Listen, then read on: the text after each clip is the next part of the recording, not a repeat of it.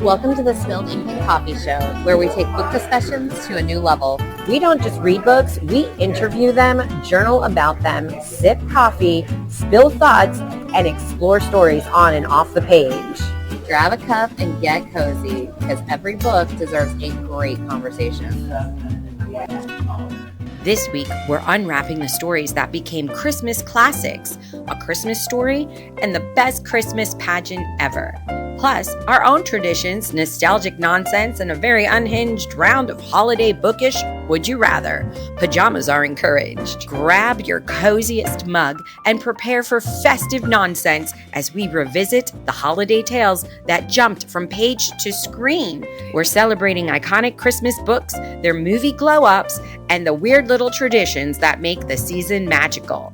This episode is serving Christmas classics, movie memories, and just enough chaos to make your tinsel nervous. Now hit play, sip something cozy, and join the holiday special.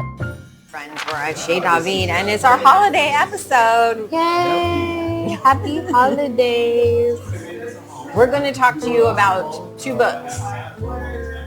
The Best Christmas Pageant Ever, which Rachel is done reading. She read it last night because it's a cute, short little book. And I'm going to talk about In God We Trust, All Others Pay Cash. And that one everybody knows more familiarly as A Christmas Story. What we're going to do first is we're going to talk about The Best Christmas Pageant Ever. So it's a physical book. Yes. And who's the author? The author is Barbara Robinson. And I love the cover. It just reminds me so much of the movie. So I actually watched, for this pairing, I actually watched the 2024. Oh, you watched the new one? I watched the new one. Which I one. have not seen yet. Because Loretta Swit, you know, we loved her in the original one. So how did the two movies compare? I got to know that first, since I haven't watched the other one yet. The new one is, I don't know how to, cleaner's not the right word, but it's more sleek, well produced, and I swear it's word for word from the book. All right. Like word for word. If no one had ever watched the original, it was some time back in the early 90s. I think it's actually like late 80s. Late 80s, yeah. Early 90s. Okay. I think it was like 88. All right, we'll call it 88. Somebody can fact check it for us so you're saying cleaner because the film back then, yeah, different. It's a nice looking movie. Correct. I understand. We've evolved in the technology. Yeah. Now, what about the grit part of it? Because Imogene,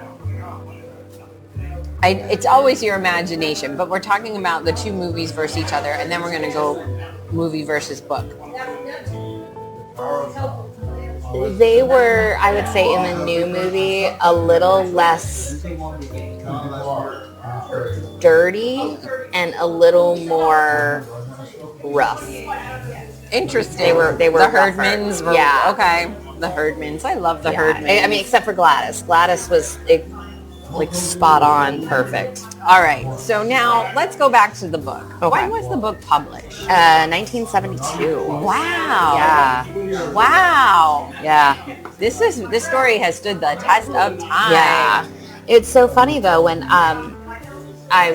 Tom came home last night and I was reading it, he had never read or watched either movie. Really? Yes. Wow. I don't know if it's because, and I guess it had been a while since I read it, been a while since I watched the movie. This is a very religious book. It is. And I guess I forgot about that. And it could have been, like, I was like, how did you never read? Maybe it was I remember reading this in school. And so maybe it was maybe it was a Christian school thing, like, because I went to Christian school that, like, we read this. And the movie is, especially the new one, is very religious as well. For anybody who has ever been in a Christian space and doing the Christmas pageant, we have to reinvent this every single year. So this is a story that's told over and over again, not just as the birth of baby Jesus, but the insanity of the director of the Christmas pageant. Well, and then the really funny thing is that the copy that I have of the book, I bought at Book Rescuers. Oh, so this was like 25 cents. But when I started looking through it, I realized this was part of a class set of books for Read 180. And if you're a teacher, you know what Read 180 is, especially if you're a reading teacher.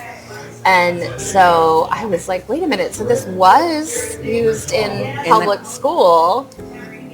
And this one says it's the 25th anniversary edition. And it has this beautiful shiny foil red star behind our little angel. Yeah, this copy is from 1997. Wow. So this is an old, I got it when we were at Book Rescuers for like 25 cents. That's amazing. So, yeah. And it was in the public school system. Yeah. And it would not be, well, maybe it would. Never mind. I don't know what would be. I don't know anymore either. We just know that we don't have a lot of books in the classrooms anymore. So I'm hearing from teachers around the world that we need books in the classrooms. So I guess at this point, let's just get back to reading. They're taking them out of the classrooms, but that's neither here nor there. No. That's we'll not go political. So, but yeah. So I was surprised Tom never read it, and then that it was in a Read 180 classroom. So, did they put your order in for food? Yeah. Oh, okay. Just want to make sure. So now, you've seen the first movie, the second movie. You've read the book. Which one earns the most cozy points and why? I think in this one it's got to be the book, because it's so it's so short. You can just curl up I was sitting on my back patio last night reading, with my cup of coffee, and it makes you giggle, and it makes me think of when I was a kid reading it. So yeah. Were you ever in the Christmas pageant? Probably, but I don't have any very distinct memories of it. So, thank you. Did you put your daughter in the Christmas pageant? I think in kindergarten. Or is that BBK? I'm sure she was so adorable. She was Mary. Oh my goodness. So, see, that's just sweet. Yeah, but I think that's the only time. That is really, really sweet. Did the movies butcher anything from this book, or were we spot on? I think we were really, we were really spot on. I mean, the new movie added, a couple good scenes. Like they added the whole family going over to deliver the Christmas ham to the Herdmans. And then there was a scene where the narrator, and this is in the movie, the narrator goes over to the Herdman's house, like bright and early the day before the pageant, because the Herdmans have quit. They're not, and that wasn't in the book. The Herdmans were not going to go because everybody thought they burned down the church. And so the narrator goes over to the Herdman's house to talk to Imogene and say, don't do this to my mom. My mom stood up for you all. She cares about you all. You need to come and do this. So, wow, that's a nice little touch to show that kids can come forward and communicate with one another. Mm-hmm. Now, since they really nailed it, what felt like it came right off the page and it smacked into the movie? Of course, our imaginations are limitless, but what scene from the book do you think, we're talking about the 2024, that they're like, oh, well, bam. There's a really good scene in the library of all the Herdmans just tearing through books in the library, trying to learn about Herod and reading the Bible. And it's a really funny, they're just, it's a really fun scene. And there's in the book, there's a picture, because there's a couple pictures. I can see if I can find it. Wow, yeah. really? That's nice. I've never picked up the book. You can have it. Oh, no, that's when she's beating him up. Hold on, let me see if I can find it. There's a picture in here where they're in the library looking. So that's interesting because when they first, in the original movie with Loretta Swit, they're in the library just talking about the story, but then they reenact their version, you know, with machine guns and stealing the baby and running away. No. But in the book and in the newer movie, it stays more truer to the book, where they're actually in the library researching for knowledge. That is amazing. So the picture, everybody, you just go Google it. Yeah, these are and these are the original pictures. These are the ones that I remember. But and it's not as wild in the book. Like they're not, you know, like the picture shows them picture's wild, like strangling each other and all of that. But it's definitely like there's books flying but they're all trying to read these books. Yeah, they're not all trying to. No, they're not chase each other. No, they're like trying to find it. So I loved that part. I thought they took, you know, a brief couple sentences in the, you know, and they. Yeah, I am going to go watch the 2024 It's really good. one. It's really good. And then after that, I'll go back and I'll read the book because I don't have a recollection of actually reading this book. I've seen the book. I don't know if it's passed through my hands or not. It's just adorable. And it is. It's very short. You can tell that.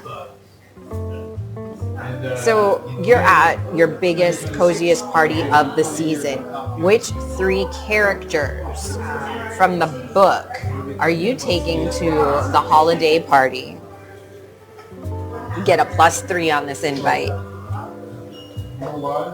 And you get to take 3 of these. That's a lot. I'm going to take Imogene because she's a boss. And she can either create total havoc or create total control. Mm-hmm. So I'm going to bring Imogene. I'm going to bring the narrator because I feel like ultimately she and Imogene are best friends and eventually. And she would want to be there with a friend. And then I would definitely bring Gladys just so she can walk around and yell at everybody and do a good jump scare when things get boring. She's very sassy. Yeah. So very interesting. We have a narrator as a character. Yes? In the book? Yeah, it's first person. Because I don't recall. Well, I guess so. Yeah, because what's her name was the one who was giving us the first person. It's the daughter. The daughter, I can't remember her name. I just know in the original movie it was Fairuza Balk because I love her as an actor. You know, Return to Oz, she plays Dorothy. She goes on in The Craft, like Dr. Island and Dr. Moreau. She's fabulously wacky, twisted actor. Anywho, I won't even put that in there.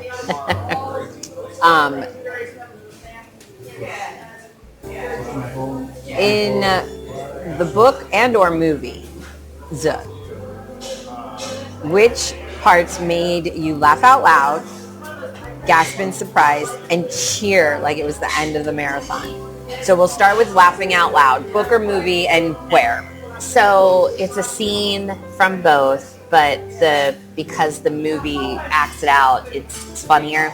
So in the book, all the kids, this is before the Christmas pageant, all the kids come up and they have to, for a part of Sunday school, they have to show a picture and say what they like about church. What's the best thing about church? And what's the best thing about Sunday school? And the narrator's little brother, Charlie, comes up, and the thing that he likes the best about Sunday school is that there's no Herdmans there. And, you know, everybody else is like Jesus and singing songs and learning Bible verses. And after each kid says something, the whole congregation claps. So when Charlie gets up there, and it's in the book, and it just says that that's what he says, and then they move along. In the movie, it has it. Oh, thank you. Bon appetit. Can I have a glass of ice water, please? Pretty please. Okay. In the movie, it's after he says the best thing is there's no Herdmans here. There's a shot of the mom and the dad smiles and starts to clap, and then realizes nobody's clapping and puts his hands down. And I guess I just didn't. I never I just thought it was so funny. It's like the dad's like, oh yeah, oh no. The more you talk about this, the more I am realizing that the newer movie is closer to the book than the old 100%. movie. It is literally line for line, word for word. Wow. Like it's because it's what's her name? It's the Gilmore Girls' mom, who was the narrator in the movie, and it's literally like they just handed her the book and said, "Read a book." Yeah. I love that. Okay, that makes a lot of sense. Yeah. Now I can go tell my mom, because I know when she's like, she said the 2024 wasn't correct. I didn't like it. It is literally word, like I'll send her the book. line for line. I'll send her the book, because obviously she needs to read the book. Yeah. So there's my. That's really good. That's my laugh out loud. What's the next one? Gasp. What made you gasp? I don't know if anything was gasp worthy. Let me ask you this, because I was surprised in OG movie 1, because this is all I have to go by. Imogene is smoking a cigar. Yeah. She smokes. She does smoke in the the book too. That wasn't just something that the 80s threw in. No. Okay. No, she smokes. If I was a young person and I read that, I would have gasped. But this is you as an adult. Yeah. Any other gasp? There's a great picture in the book of her dressed as Mary smoking a cigar. Oh wow! But I mean, that wasn't in the movie. I mean, she smokes cigars, but I like that this has pictures in it so much. I'll find it. It's just a little. It's a funny picture because she's dressed as She's dressed as Mary. Oh yeah, that would make everybody who's Christian, Catholic, nun-worthy gasp. I need to just frame that for Dahlia. Yeah, in the church bathroom. That's phenomenal. Yeah. That's a gasp moment for a lot of people. I love it. And then what made me cheer? Yes. When the little brothers brought in the Christmas ham. Instead of frankincense and myrrh, they carried in what mattered to them. It was like, yes, it comes full circle. That's awesome. So yeah. The mind of a child. Yep. That is beautiful. Yeah. So spreading the cheer, book buddy recommendation. Who is the exact friend you would force read this book or force watch the movie?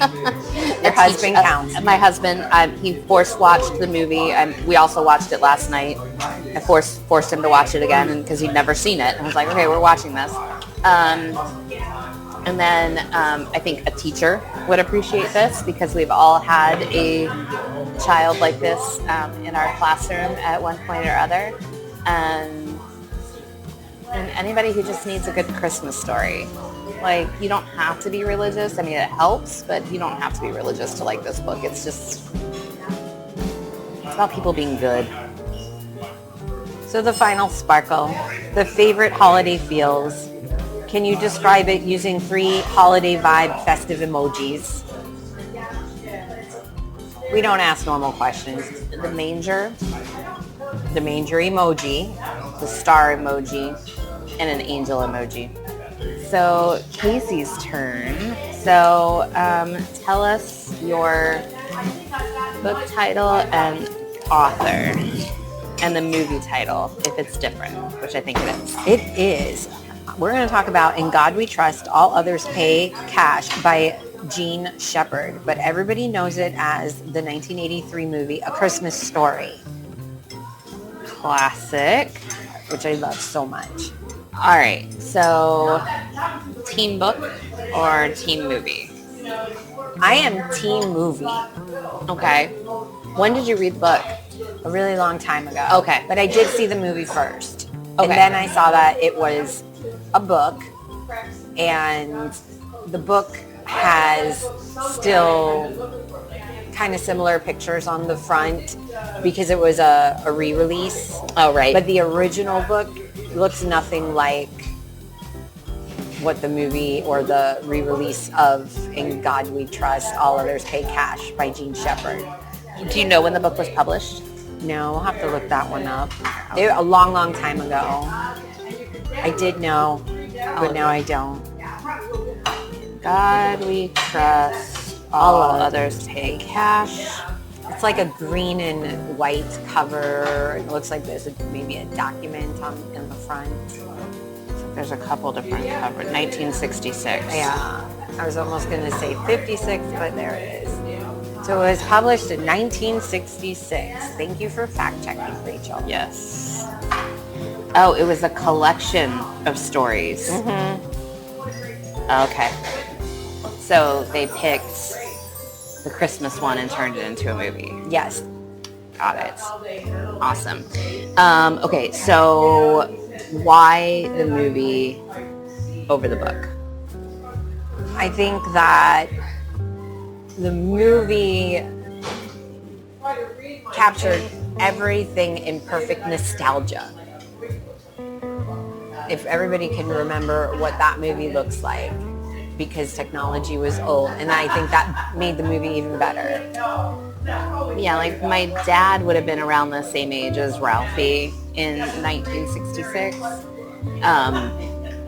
would have been a little bit older, but he says it makes him think of his family, like the way Christmas looked. In Right. It's always about the visual appeal, and that's what it is. The movie adds the magical holiday charm, where in the book there's not enough descriptive words. Right. Okay. Because it's a collection of stories. Well, and the movie is very, very visual, like between like going to the Well, it opens up with the window of Christmas. going to see Santa, like at the department store, like the sensory overload of that. Like, I feel like you can only capture that in a movie. 100%. I would never have thought to pick up a book entitled "In God We Trust, All Others Pay Cash" to feel holiday cozy. True. So, did the movie do a good job in the casting? The movie did an excellent job in the casting. I loved the casting. I felt like all the kids were real. I don't know, I've never seen the behind the scenes, but I just imagine they're just like, hey kid, here's a script, just go with it. And they made it their own. I really truly felt that every single person, that's a little bit of who they really are in life. So, was there anything that they didn't get right, or anything that you felt they butchered or could have done better? The movie is very faithful to all of the stories. There's one change where the book rambles on and on and on and on as the narration in reminiscing. And in the movie, they short the narrator. It's a shorter narration, so you can actually see what's happening.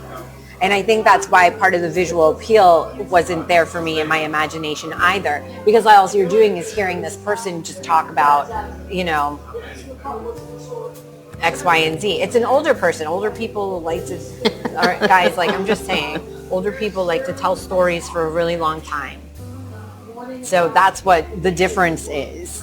And so you miss some more of Ralphie's inner monologues. Okay.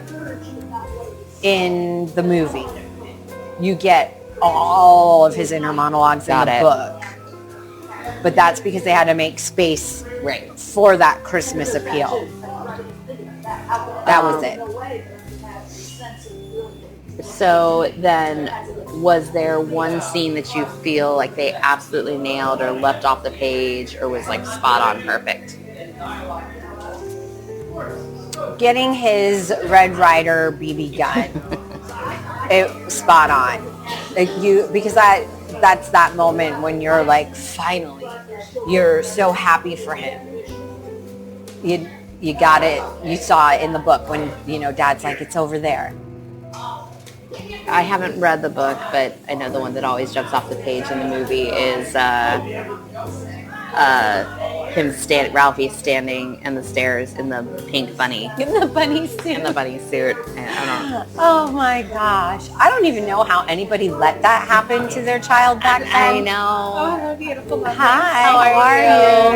I love the new hair. It matches your sweatshirt so perfectly. Well, thank you. Yeah, she's got it going on. I know. All the quirks. But yeah, so who lets their Aunt Clara send these Christmas costumes and then make you wear them because Aunt Clara put the time and effort into making it for you, like, And was functioning under the delusion that he was a girl. So it's fine. it's very funny. So let's go with you are hosting the biggest, coziest holiday party of the season. What 3 characters from the movie or the book would you invite? I'm going to invite Ralphie because you can see the Christmas magic within his eyes. He'll just always, you'll look at Ralphie at the party and then remember what it was like to be a child and have all of those wonderful, feelings inside of, oh, I remember that's how that felt. Oh, I remember the first time I felt that way. I remember the first time I felt that way. And then we're going to invite his dad because we need to have, Gotta have the old man. we need a cranky charm. And he'd probably bring his leg lamp anyway, so that'd be fun. Like, Gotta bring the major award. that's the only reason we're bringing him is so he can carry that around and we can just watch how people's reactions are. So we're bringing him his lamp for people watching. And then we're going to bring Flick because we're going to recreate the science experiment with his tongue being stuck to the pole. Because that was a science experiment. In school, I mean, we didn't use our tongues, but, it's still cold in New York. I don't know why our teacher, when we did this whole warm sticks to metal in the freezing thing at science, 5th grade. I remember it was 5th grade science. Oh my gosh. But I don't remember what we were using. And I really hate to say, I think it was part of a frog part because we had, our frog happening at that time. That's the only thing I can maybe correlate it with, or worm. But I know that we did it. And listen, it was in science class, people. I know there's nothing happy, fun holiday about this. My point is we're bringing Flick so he can either just tell us the story over and over again, or he's going to show us again. Well, if he shows you, he's not going to be able to talk for the rest of the night because his tongue's going to be all wrapped up. All wrapped up in that sub-zero temperature. So who's the life of the party? Oh, the lamp. The lamp is the life of the party. In the end, at the party, everybody's doing their own thing, and the lamp's been passed around and loved. And if the lamp was sentient, it would just feel like, oh gosh, I'm beautiful. I feel like it has to have a sign attached to it that says "Fragile." It's Italian. Yes, I like that. That part's yes. All right, so let's stick to the movie then. Which scene made you laugh out loud? Well, the triple dog dare, because I laugh because we remember when we were kids and we would dare each other to do things. Yes. And we would do the craziest stuff. Like my little sister dared me to dump a jar of salamanders on my other sister's head. Truth, did it.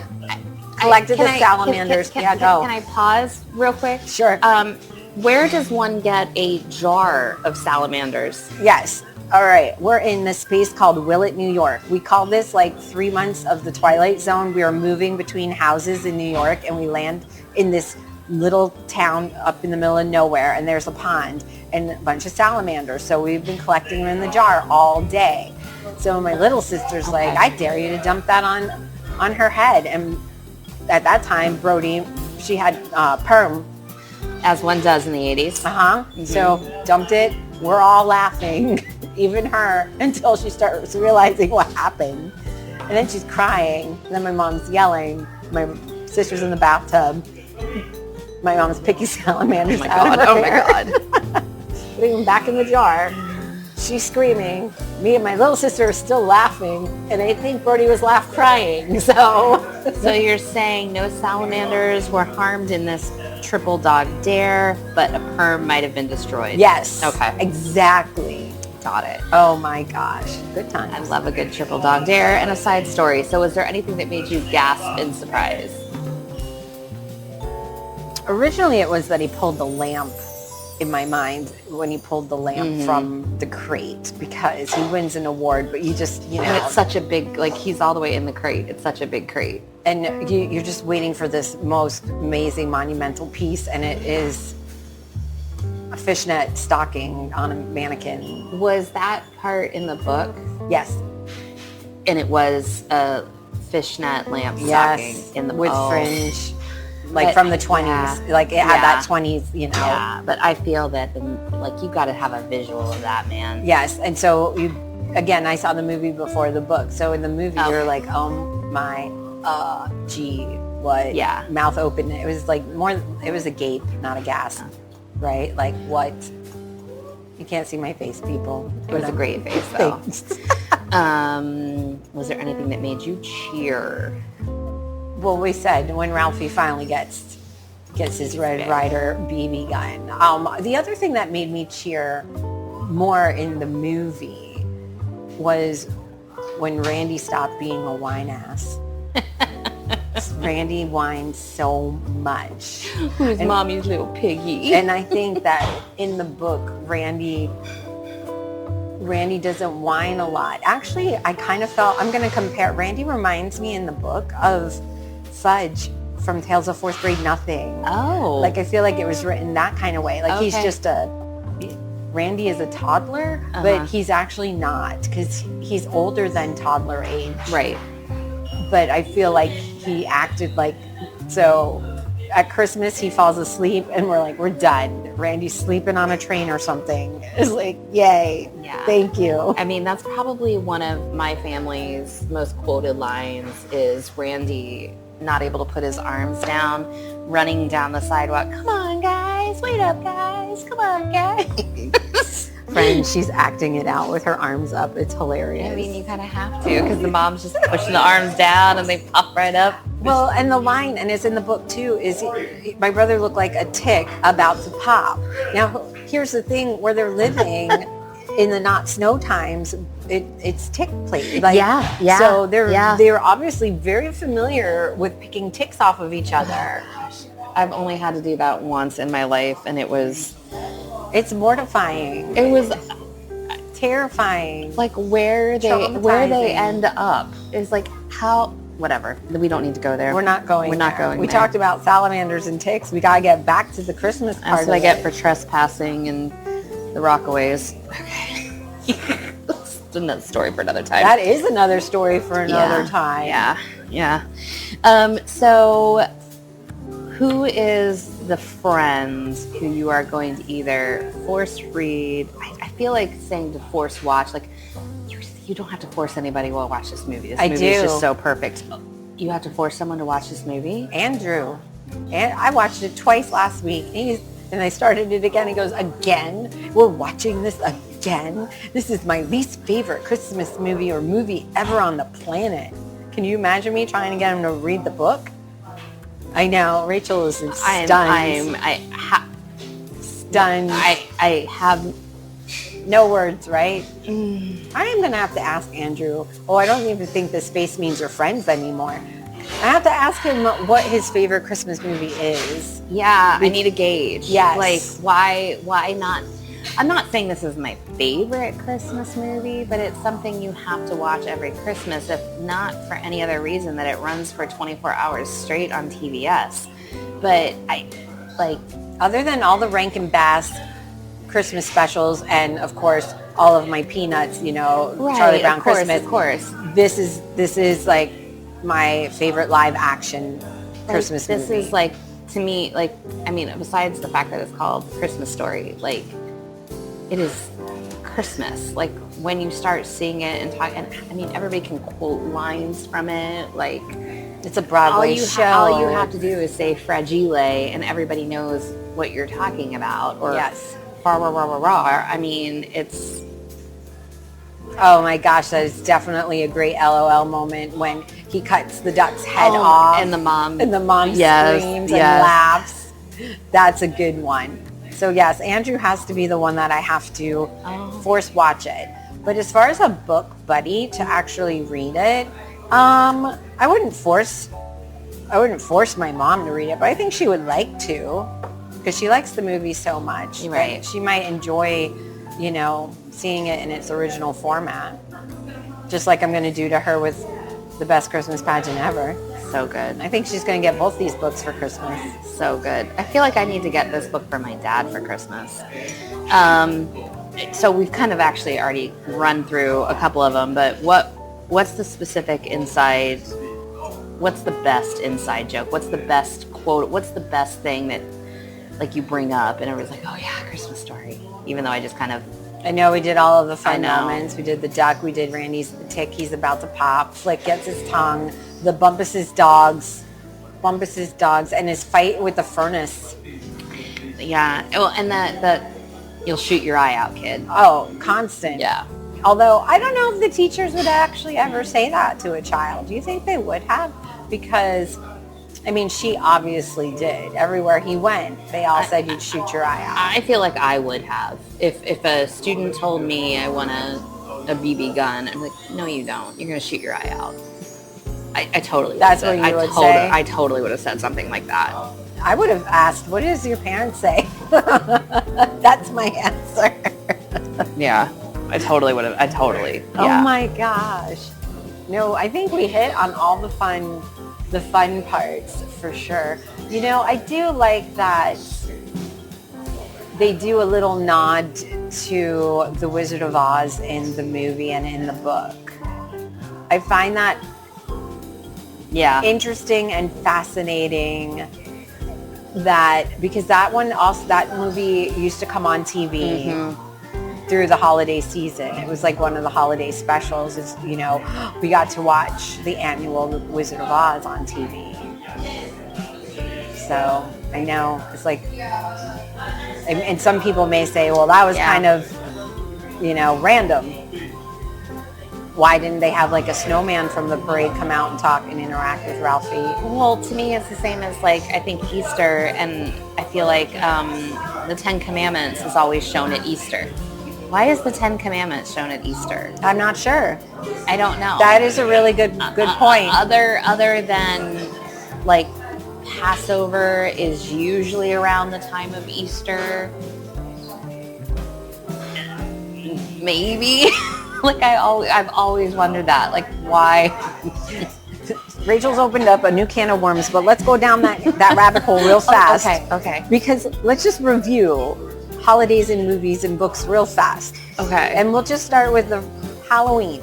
Okay? So what is the Halloween reads? We did, our whole Booktober was a big thing. You're talking about movies? It's got to be Hocus Pocus. Okay, so Hocus Pocus it is. So that would be your holiday Halloween movie. Yeah, it has to be Hocus Pocus. And for me, it's The Great Pumpkin, Charlie Brown. Okay. Right, so now let's go into Thanksgiving. Oh. Well, I think, at least for me, the only thing I really associate with watching is Macy's Thanksgiving Day Parade. Yeah, 100%. Yeah. We have a family tradition. Yeah. We get up and there's a big breakfast spread and we watch the Macy's Day Parade. Okay, and so now Christmas. It would have to be A Christmas Story. A Christmas Story. So we both align on that one. Yeah. And then we're sneaking in Charlie Brown's Christmas. Then, because I can't not Charlie Brown. So then our next holiday would be New Year's. I don't know if there's really we just watched the ball drop. Well, I don't even remember the last time I was up that late. Oh yeah. Amen for sure. Me too. I don't think I can make it to the ball dropping anymore. Mm-mm. I would have to be somewhere overseas at a New Year's Eve event I've never done before to get me to stay up. Yeah. Okay, so now we're at Valentine's Day. Oh. I can't think, I don't associate anything with Valentine's Day. I used to watch two. So it's the Charlie Brown Valentine's special, and then the Alvin and the Chipmunks Valentine's special, because I loved the music in that. It's kind of like a musical. Can I go back to Christmas real quick? Go back to Christmas. Muppets Christmas Carol. Oh my gosh, Muppets Christmas Carol. I'll put that on today. That's probably Andrew's favorite. Light the lamp, not the rat. Light the lamp, not the rat. So it's definitely my favorite Muppet character. So good. Muppet Christmas Gonzo Carol. and Rizzo in that are just absolutely, and that's one of my favorite running around the house. Light the lamp, not the rat. And I will also say that A Christmas Carol with Patrick Stewart That's a good one. is my favorite version of that to watch. Yeah. I think that one's done beautifully. And then we get to Easter. We miss St. Patty's Day, whatever. Watch Flash Beagle there, guys. But when we get to Easter, again, Rankin and Bass is where I go. Okay. And it's the Easter Bunny's coming to town because they just took the Santa Claus is coming to town and made it the Easter Bunny with Sunny the Easter Bunny. So that one was what we watched. I mean, there's a good friend of mine that we always joke about this, like growing up, and that was on Easter was 10 Commandments. So every Easter, one of us texts the other, Moses. Yes. We would watch the Song of Bernadette, which is interesting because that one's not even an Easter moment. I know. Yeah. And now I'm back to Christmas because I'm like, okay, Going My Way, which that's an old movie, black and white, The Bishop's Wife. I mean, I watched The Bishop's Wife. I watched them all. Oh gosh, what's the one with Ingrid Bergman? The Bells of St. Mary. Oh, yeah. I mean, these are all the old nostalgic ones that we would watch. So friends, I don't know what you watch at Christmas, but please tell us, what are your movies and books for Christmas? What are they? And with that, we're going into some more holiday fun as the Christmas music is playing in the background. So a few more personal holiday bookish questions. Rachel, the book you got for the holidays that you pretend to like, but you secretly didn't, who did you get it from, or would you never tell? That's a never tell. And I'm never going to complain about getting a book, but sometimes that book just doesn't need to be given. Okay. Yeah. So before you gift a book, friends, think about, does this book need to be given? Really put the thought into it. Have you read this book, or are you just buying a book? I remember getting lots of books as a kid, and as an adult, not so much anymore unless I make a request. The time that you tried to read under a Christmas tree and then you fell asleep. I can't even, there's no one time. I used to do it all the time. I would do my homework under the Christmas tree. I would read under the Christmas tree. I loved that. Is your Christmas tree up now? No. Okay, it is December 5. Yeah, I know. Do you need me to come over and help? No, I think we're going to go do it this weekend. Okay. We're going to do the Florida Christmas, which is we put the top down of my car, we go buy the Christmas tree, we put it in the back of the convertible and drive it home. I love this a lot. We did it last year and we'll do it again this year. That you do a live tree. We have to do a live tree. Why? Because that's what Thomas wants. Got it. Rachel would do a fake tree because it's less mess. Thank you so much. Thomas, do not tell Andrew that you get the live tree because I will not let the live tree happen. I don't want the live tree. I want the fake tree that already has the lights on it, but... Right, because the needles come off. Although I did flock the tree last week or whenever I put up our tree, and I'm covered because ours is the snow flocks, right? Oh, yeah. So the fake trees have time limits, and I think this one's coming to its time, and it's probably been 6 years with this tree. That's a pretty good run. I think so. I like it a lot. You should go buy a new tree this year after Christmas. After when they're Christmas. on clearance. Yep. After this, maybe I'll go over to Ollie's and see what's happening just for funsies. Oh, there you go. Well, one of your recent videos, you're like, and I got this one at Ollie's, and it's like, I missed the Ollie's. Where'd she go? She went without me. No, that was when I went with her. Yep, it was when you and I were there. They probably have a lot more right now because it's Christmas. When I went maybe 3 weeks ago. I had to get, they have my coffee for cheap over there. So nice. I went and grabbed a couple boxes of it, and I just did a run through and I bought one book. That's the one I posted. Should I buy this book? And I didn't, and I wish I had. Oh, so we should go. I can't All go. right, so what am I getting? But if you go, it's writing it hold down. on, I think I have a picture of it. Yay. Because I posted it on Instagram, like, do I need this book in my life? I did. And I walked away. Yes. It's this one. Oh my gosh.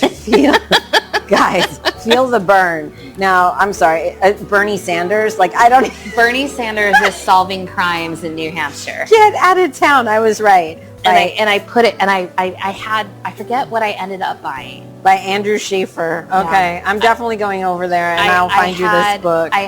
This is 3 weeks ago it was there, so it might not be there anymore. Oh, come on. Not everybody's running out to go get this AI-generated cover of Bernie Sanders. But I was only going to buy, I've enforced a rule on myself. I can only buy one book. So, like, if I go to Barnes & Noble, if I go to Portkey, I can only buy one book. You're so disciplined. So I was over there, and I honestly, for the life of me, I can't even remember which book I bought. But it was between this one and this one, and I don't remember what I bought. Why don't I remember what I bought? Oh well, doesn't matter. But yeah, I should have bought. I wish it I wasn't had good enough. You wanted Feel the Burn. I put the $3.99 Feel the Burn. Buy it. This is how I think you should approach book buying. If you buy one book at Barnes & Noble, and let's just say retail, that's $26.99. I know. Then when you are over at the Ollie's, you can get like 4 books. I know. For the count as one. And now I don't even remember what I bought. But yeah, the one that the Ollie's book that I read was The Invisible Life of Addie LaRue by V.E. Schwab. Okay. Fantastic. And that's it was even said. better that it was just $4.99. And it was a fancy one. It had like the string bookmark in the middle, like it was a special edition, and it was only $4.99. So great. Friends, give the gift of reading this season. Go to your discount stores because they have hidden gems there. Yeah, I mean that's like you said, that's like a $26 book, and I got it for $4.99. So I feel like this next question, a book that you gave as a gift that caused unexpected chaos, good or bad. Did you do that? Or maybe for yourself? Because I feel like Bernie falls under that now. I can't think of a book that I gave. I usually give my nephew books. Oh, and he's so sweet. He's the one that I normally gift. He's my Pokemon friend. I know. He and I have a book challenge, and we've got to... Oh, how's it going? Well, not great so far. So I have to read the second book in the Scander book series, Don't Ask. And then he and I and Rebecca together are all going to read Fahrenheit 451 over the Christmas break. Okay. Wow. And have a discussion about it. I like that. Yeah, I would invite him to be on the podcast, but there's no way he would. So because why? He's too shy. He wouldn't do it. Oh, he's just shy. Yeah. I mean, I could act, but I don't know if he would. I'll pitch it. Okay. Back on track here. The most extra holiday edition book you've ever received, bought, saw, witnessed. Like, what does a holiday edition look like? Have you ever seen one? I don't think I have. I mean, maybe like a holiday cookbook. Right. We're not talking about re-releasing classics with the new covers or anything like that. It's just a Christmas book that looked like Christmas threw up on it. Do you have a title? No. I don't either. No. Anybody out there, let us know. Yeah. No. A character from any book that you want to invite to your holiday party. And why would it end in disaster? She's got an evil smile. I would invite Mr. Collins from Pride and Prejudice. And it would be a disaster because he would walk around telling everybody about Lady Catherine de Bourgh's 5 chimneys and boring everybody to tears and talking to everybody about the excellent potatoes. And it would just be an absolute disaster to have him there. Really at any party, but a holiday party even more so because, yeah, he would talk about all the Christmas trees that Lady Catherine de Bourgh would have in Rosings Park. What would he say about figgy pudding? The figgy pudding is quite delicious. However, Lady Catherine de Bourgh's cook makes it far superior. I shall have to get you the recipe. Cheers. That was an amazing answer. Thank you. What about you? A character I want to invite to my holiday party. Mm-hmm. Well, they come as a pair. Okay. Snoopy and Woodstock. Would that be a disaster though? Probably. Okay. Probably, because he would kick me out of my kitchen. And just like the Thanksgiving special, he would make popcorn and toast. And I don't know where the hell they got jelly beans from, but on my Thanksgiving table, I'd be full of popcorn, pretzels, and jelly beans that him and Woodstock made, plus toast with butter. And somehow my kitchen would still be an absolute disaster mess. Oh, it definitely would be a disaster. Because for sure. Everything else was taken out and used to cook. Yep, and nothing cleaned. Nothing cleaned. And somehow we still only wound up with the snacks and not the meal. But the meal's a mess all over my house. 100%. I agree with that. I like that. So, the weirdest or funniest bookish ornament or decoration you own?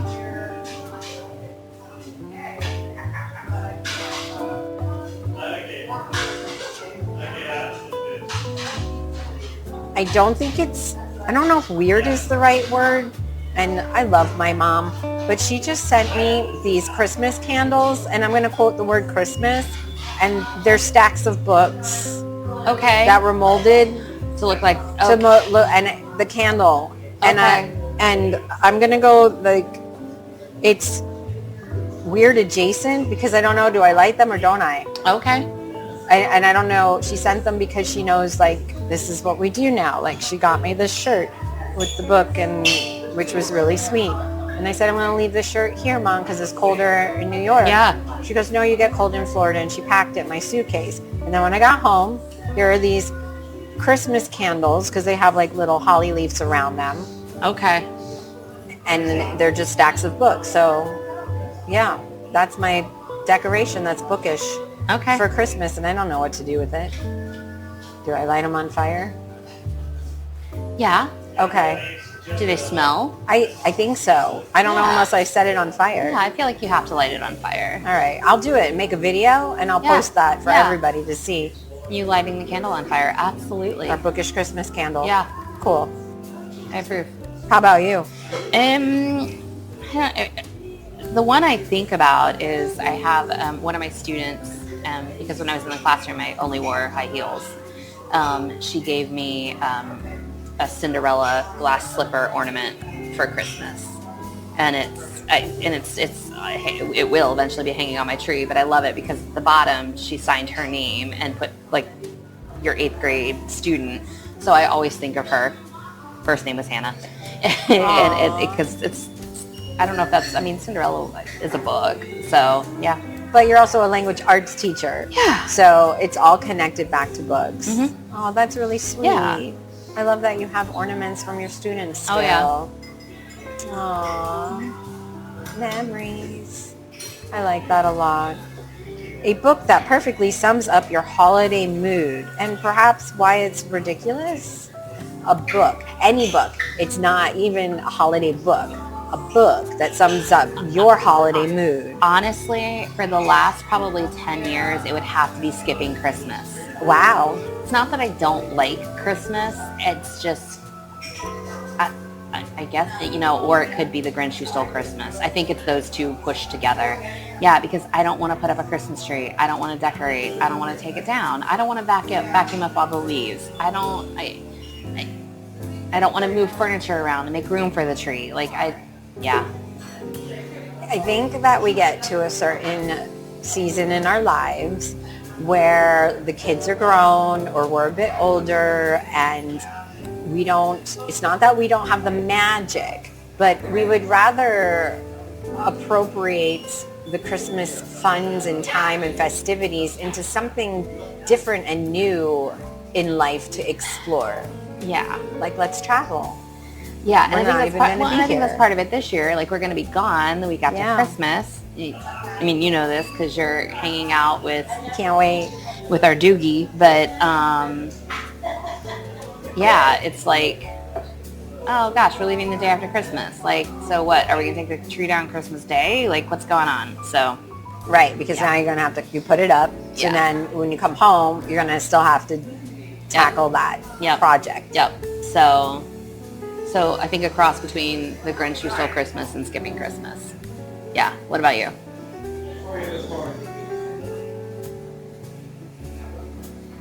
That's a tough question of what my holiday mood is right now. And I have to think of a book title. Did you ever read so many books that you can never think of just one title when you're asked about it? Yeah, a like lot. Right now? Yeah, that's when I usually open up my Goodreads and scroll through and try that's to... where you pick it from? And I remember what I read. Yeah. I'll have an easier time connecting it probably to music than I would. Go for it. No rules. I feel... Actually, I'm just going to connect it to the Twilight Zone. Okay. Or Choose Your Own Adventure. I think let's go to Choose My Own Adventure. Okay. Because my holiday mood right now is I need to choose my own adventure. I like that. I don't know if it needs to be the same all the time. Mm-hmm. It's time to choose. Okay. What I want my adventures to be. I like that. Anybody who's out there listening, just choose your own adventure, darn it. Just do that.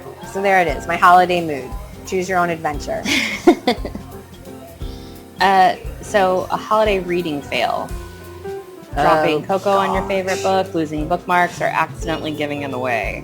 Well, if those were my three choices, I'm going to say accidentally giving it away. But I don't know if it's accidental, because when I do give my books away, I do give them away so they can like relive life and be purposeful for someone else instead of sitting on my shelf.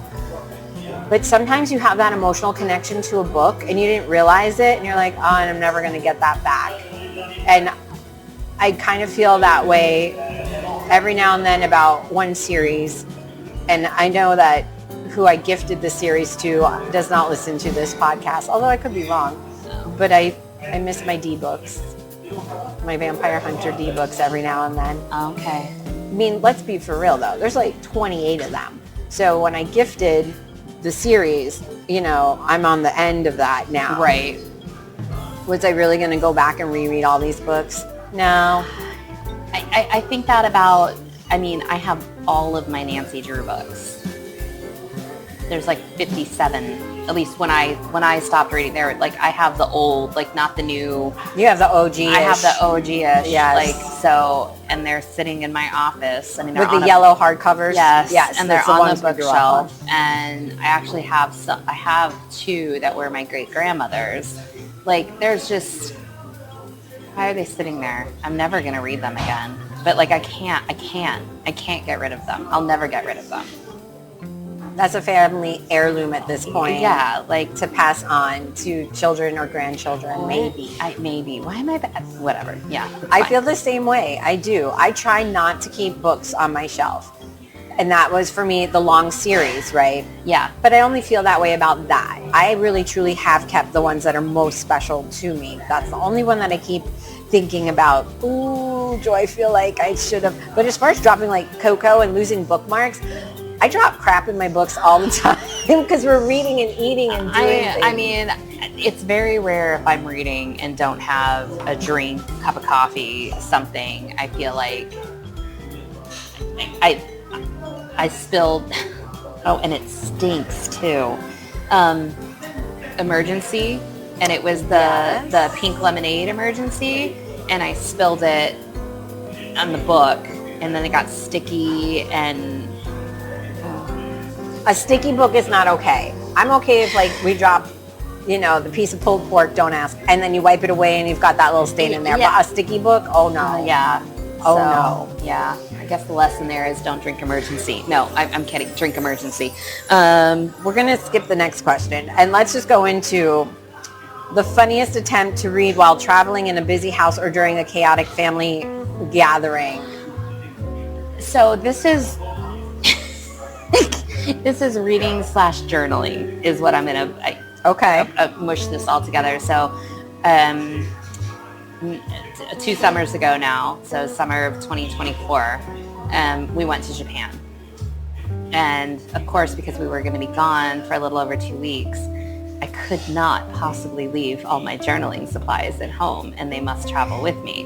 So literally but I said I wasn't going to bring any physical books. So I had like 10 pages left in this book that I could not finish before we left for the airport. So of course, what do? I buy the Kindle copy so I can finish reading it on the plane, and then proceed to pull out all my journaling stuff on the plane to journal on the plane. And the flight attendant is looking at me like I'm absolutely insane, which clearly I am.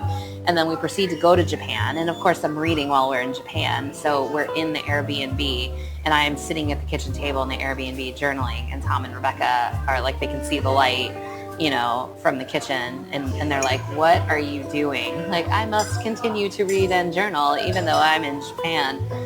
And I did it on all the planes. I was journaling on the planes. I really want to make like a cartoon short of this, and only bookish people will understand how funny it is. I have no words because I don't have a funnier story than this at all. Yeah, but I can see you. Now listen, friends, book journaling. You got to pick out the ruler. You have special pens, the special markers, your stampers, your coloring things, like all the doodads, plus the book. Well, I have a bag. So I think Just like a craft bag? No, I think what it actually is, I'm going to be honest with you, I think it was supposed to be, I don't know people if you've seen this, but like when I was growing up, they were very popular. You put your Bible in a bag, and it's a big bag that protects your Bible. It's like, you know, this big. So I have a bag, and my journal fits on the one side, slides right in, and then on the other side it's got pockets for my pens, and then the front pocket I have pockets for my, I don't bring all my wasabi tape, washi tape, but Rachel calls it wasabi tape. I put all my wasabi tape in the front pocket, and then it's got a little handle, and it just slides right into my suitcase. Or I can, like, if I'm going to a coffee shop, which I did when I was in... It sounds like an artist's sketch bag. In the Netherlands, I just... and you brought this to the Netherlands? Yes. Wow. I bring it to North Carolina. Oh, that's reasonable. Yeah, no, I brought it to the Netherlands, and like there was one day, I forget, my sister-in-law was doing something. Maybe she was on a tour that I wasn't on, and I went down to the coffee shop in the hotel, and I just carried my little bag and sat down and journaled for a while. I kind of want to do this now, but you don't do it anymore. Or do you still do this? What, bring your journal bag? Yeah. I kind of want to do this like now. every vacation. Every vacation that's going to be at least a week, I bring my journal bag with me. Interesting. Yeah. When we get back to doing our regular journaling talks, you'll see how I had to do mine traveling, because it's not that, but I think it would have been better if I did that. I got it on Amazon. All right. Hold on.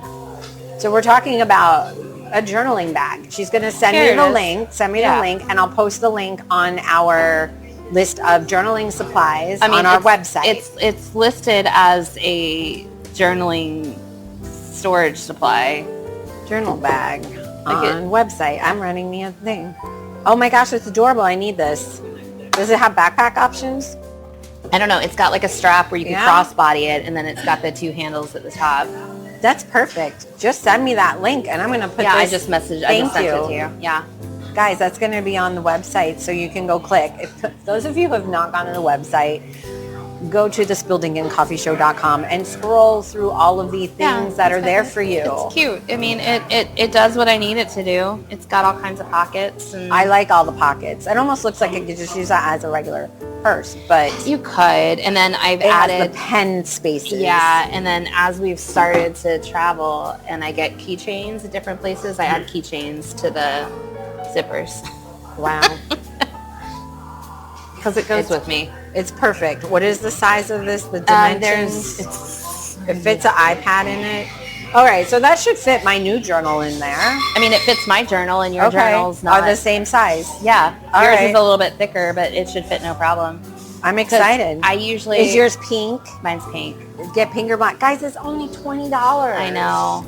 Holy crap. So like I usually fit my regular journal, and then I bring I have my daily journal, like that's not book, but just my daily journal is a Hobonichi A5, and it fits in there too. I love this. So I can bring both. Yay. All right, everybody's going to get that on the supply list. It comes in black or pink. So we'll probably have twinsies, because I'll probably get the pink one, just because that's where I roll. So let's just talk some holiday book recommendations for everybody. Okay. Something that feels like a warm mug of hot chocolate. Rachel's pick. I'm gonna say instead of warm hot chocolate, warm butter beer, and I'm gonna go with Harry Potter and the Sorcerer's Stone. I feel like it's not that the whole movie is Christmassy, but the whole section, and it's in the book really more than the movie. Where he has to stay. Well, he stays but when he stays at school and he wakes up with a sweater, and that's just so Christmassy to me. And then you play the music. I mean, hello, John Williams. You just play the music and it feels a little Christmassy. So I think that's a perfect recommendation. Yeah. It's nice. It's calm, gives you the feels. My pick would be Little Women by Louisa May Alcott. It's a classic. Lots of winter scenes. Again, for sure. It's, kind of the same thing. It's not necessarily about Christmas, but it is about family.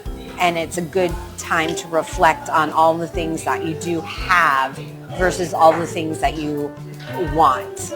You have family. You have basic needs that are met. And it just reminds you through that wintry holiday season what's important, and that's just being there for each other, whether it be your family, your chosen families, however you define that. Just for fun, I read it's a follow-up. It's called The Other Alcott Sister, since we're talking about Little Women. Thank you. I can't remember the author's name right now, so I'm looking it up right now. It's by Elise Hooper. It focuses on Meg. And interesting. Yeah, and the author did a lot of research into Meg Alcott's life. And so I would call it historical fiction because the whole back of the book gives like the facts, and it pretty much follows the facts. But if you really like Little Women, it's an interesting view of Louisa May Alcott and her relationship with her family. Just saying. Which I like, because the original focuses so much on Joe. Yeah. So, just... I like that. Throwing it out there. Yeah, well, you need family perspectives. Yeah.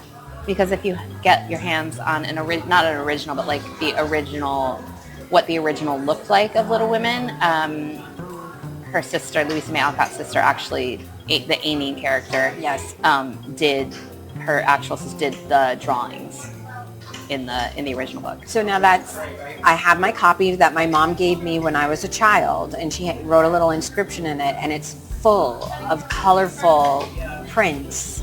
So I'm going to pull it out and look and see what artist that is. Yeah. Because apparently they were, I'm okay. Thank you. Yeah. Because her sister, Louisa May Alcott's sister, did the was an artist. That's what she really was, just like in the book. But they were apparently universally panned when the book came out. Like, the critics were like, I don't know who she hired to do the drawings, but they were terrible. So it picks up this book, The Other Alcott Sister, picks up. The book's been published. It's been wildly popular. She's working on Little Men and how her sister's just kind of trying to find her way as an artist. So there's something that wasn't asked for that I threw in there. I like new information. I like being educated. That's something that you always teach me, is something new, and I appreciate that. And I like that you mentioned Little Men. You got to throw them all in there. You do have to throw them all in there. Like, my wheels are turning. So when I'm silent, it's because I'm attentively observing and taking in the information. And now I'm just like itching to go pull my book out and see what the art is. I'm curious. Me too. I'll have to show you this book because the binding's coming apart. Of course, because it's a well-loved book. It is a well-loved book, but the artwork equally is loved. Now let's move into suggestions, recommendations that are perfect for reading while wearing socks with reindeer on them. So I know I've already brought this up, and I feel bad, but I think it's the ending that makes me want to put on the reindeer socks. It's Skipping Christmas. The movie is Christmas with the Cranks. And you're the one who you introduced me to that. I don't know if you To realize. Christmas with the Cranks? Well, Or skipping Christmas when I handed you the book? When you handed me the Yes, book. okay. That's when I was like, I didn't know it was a book. I never read it. So when you gave it to me last year, that was my introduction to that one. And I devoured it. And this year I gave her Mrs. Crank's sweater vest. Which I will be, I know if my family is listening to this, they're going to be super excited because absolutely not only am I wearing it Christmas Day, but it's coming to the Caymans with me. With her journal bag. With my journal bag. The journal bag goes with me too. I'm going to be there for a week. It's a new revelation. I'm going to be sitting by a pool for a week reading. Like I'm going to read at least 2 books, if not more. So I got to bring the journal bag because I forget. Like if I don't, like it's bad enough now, like if we're talking about a book that I read 3 months ago, I'm like, wait, well, who was the main character? What was their name? Which is something I'm adding to next year's journal. Okay. Section for characters. For characters. Like it's just going to be a separate square. I don't know quite sure yet, but it's going to be a separate square. I'm going to write down the characters. Favorite character. Yep. No. Just characters. All right. Yeah. Well, I have a little solution. We'll talk back later about our journals. But I'm just picturing you now in the Caymans with your sun hat on, with your culottes. Okay. I'm painting a picture. I'm going to tell you who it is in the end here. Okay. With your glasses that have the little chains dangling from it. Okay. Your Christmas Mrs. Crank's sweater vest on. Okay. With your journal bags on TV tray by the pool and your cocktail. And honestly, the only image I can give anybody to bring this to any kind of fruition is Nathan Lane's character in The Birdcage. Exactly. As soon as you said Nathan Lane in the glasses.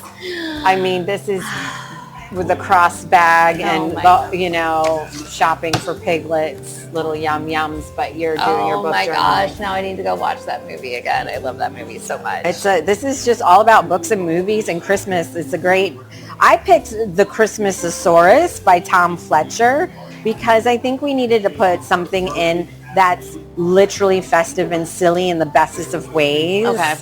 And we needed something for families. And I just love dinosaurs.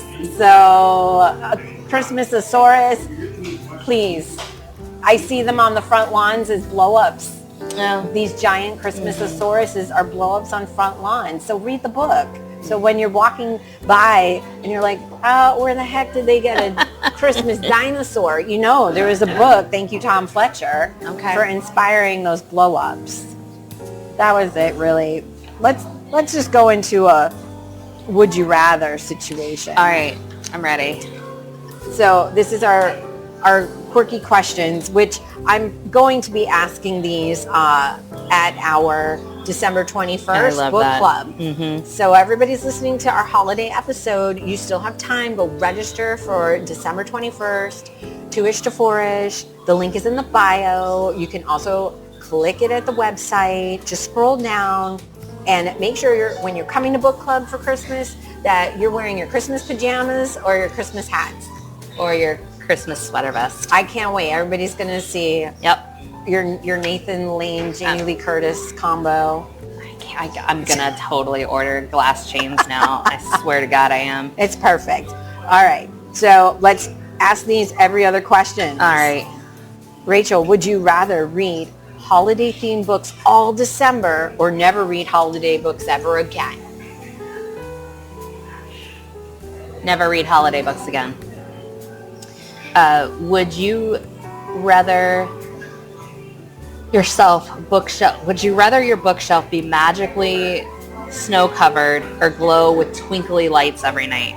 Glow with twinkly lights every night. 100%. Rachel, would you rather have every book you read magically come to life for a day or be able to enter the world of any book once a year?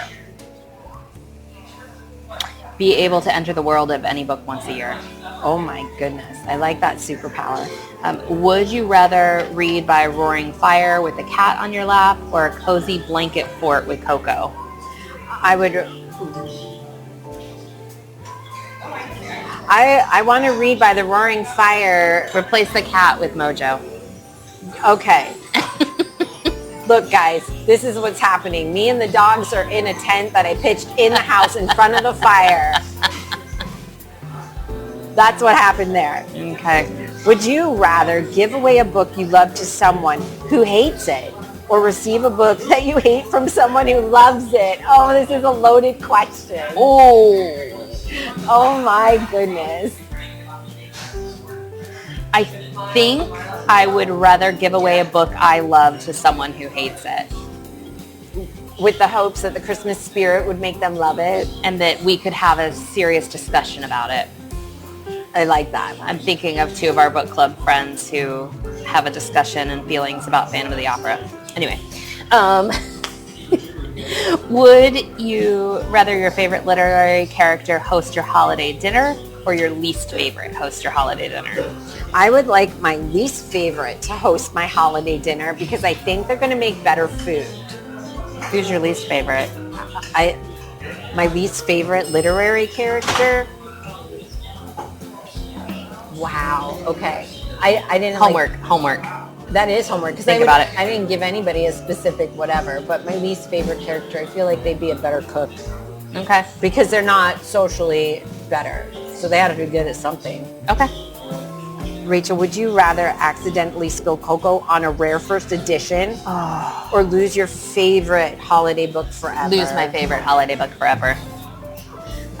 Would you rather have snow falling outside while reading or sunlight streaming through a window with a book in hand? Oh, snow falling outside as I live in Florida. Not that... Yeah. Snow falling for sure. Why do I live in Florida? Rachel, would you rather receive a surprise book subscription for a year or a single perfectly wrapped dream book for the holidays? Surprise book subscription for a year. I'm noting that. Because I would have thought you would have picked the dream book. Because just like receiving a bad book and we're never going to tell the person right? How would the subscription turn out? I don't know, because I don't know what I'm getting. And that's kind of the fun of it. Like every month I get something new that I didn't pick. We did the letter one together. Yeah. And that was for sure like, mid of the road. Yeah. But now I'm curious about Yeah. book subscriptions. So, would you rather be trapped in a mystery novel during the holidays or a fantasy adventure?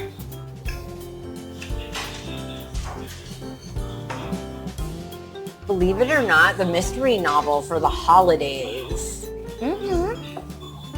Okay. I just like a good black and white film noir. Oh, yeah. Nice During Alfred Hitchcock. Yes, Yeah. during the holiday season. Oh, we mentioned Alfred Hitchcock, and here we are pre-Thanksgiving, and me and my mom are watching the birds, you know, in the snow. Or Rebecca. Ooh. Oh my gosh. Ay, ay, ay. Would you rather only read books recommended by friends or only books picked randomly from the library? Ooh, I gotta write down, go to the library. I do both.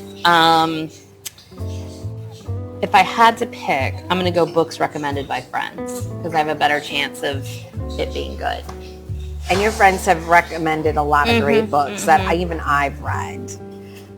Oh, so would you rather live inside a Dickensian holiday scene or a whimsical Dr. Seuss holiday world for a day? I want you to also answer this question, Okay. and let's do it at the same time. 1, 2, 3. Dr. Dickens. Seuss. I wasn't expecting that. While I love Charles Dickens, yeah, it's just all so sad. Like, I feel like it's soot-covered London.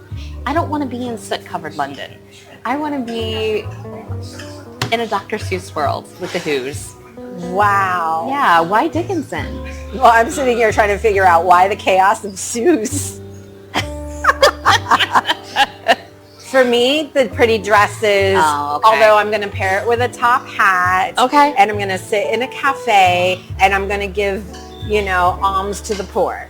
Okay, now if it's Muppet Christmas Carol, Charles Dickens, I would pick that. Okay. Because I could hang out Yes. with Rizzo. Sure.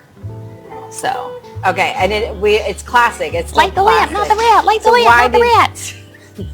Sorry, I have to. What are you doing in a Dr. Seuss holiday moment? I'm just I'm enjoying some hot cocoa and marshmallows, and I'm just watching the insanity. So, yeah. Wearing your sweater vest. Wearing my sweater vest. Oh my gosh, I am very surprised where we went with that. I know. Wow. Would you rather read by candlelight with the risk of melted wax or under harsh electric light that strains your eyes? Well, they're both going to strain my eyes, but candlelight. It goes with books, and fluorescent lights suck. I believe, yes. Yeah. Especially when we're glasses wearers. Yes. They cause migraines. I hate them. Would you rather your bookshelf rearrange itself every night or have a book jump off the shelf and read itself to you? I'm not answering that one. I'm going to let you answer it because I've seen your bookshelf. We just watched the TBR, and all the books behind you is a lot of your TBRs. It's yes? all my, so there's only one shelf that are the books that, there's two shelves that are books that I've read. Everything else is I have 4 shelves of TBRs. Okay. And that's addition into the ones on NetGalley and on my Kindle. Great. So Rachel, would you rather your bookshelf rearrange itself every night or have a book jump off the shelf and read itself to you? No, I would rather, with the exception of my already read, if it were just talking about my TBR bookshelf, yes, rearrange itself every night so that I am not looking at the same choices, like make it look different. 100%, because I can listen to audiobooks. I don't need a book to say, hey, I'm going to lay next to you and read to me. That's what Audible's for. You know, I just pictured Badgie from Star Trek doing that. Yeah. That was the character I saw. Yeah. That would be pretty annoying, I think, if the book was reading to me. And would you rather every book you read come with a matching cozy drink or a festive snack? Matching cozy drink. Yeah, for sure. So what about you? I'm going to pick the snack. Good for you. I want gingerbread. For the holiday. I have a thing of ginger snaps that I got from Trader Joe's next to my coffee maker. I have not ventured to Trader Joe's for holidays. Do they have a lot of holiday options? They have a decent amount. I mean, if you've been to Fresh Market, think like the same amount as Fresh Market, but like they're right there in the front. So I've got my eyes looking for Drizzlicious gingerbread rice cakes right now. Oh. Sprouts is out of them. I know.